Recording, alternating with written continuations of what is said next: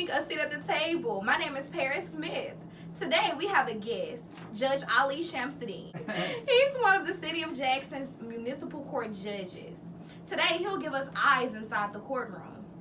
Thank you for being here. My pleasure. So before we start this interview, please like and subscribe on YouTube, A Seat at the Table podcast.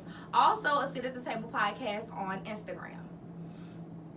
So let's get started. What percentage of men do you see in court versus women? Well, it used to be that you would expect to always see more males than females, but municipal court, I guess, is a little different.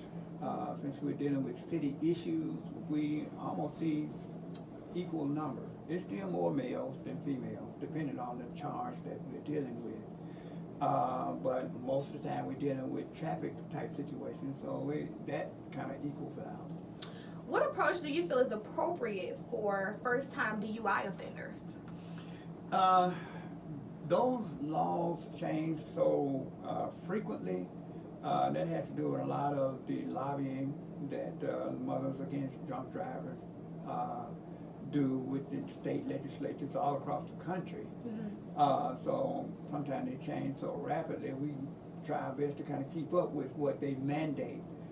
Judges still have some discretion in terms of the fine, but for instance, MASAP, which is a type of a program that first-time offenders have to do. Okay. We have no discretion in that. They have to do that program. No matter what we find them or what disposition we make, they have to do that program. Okay.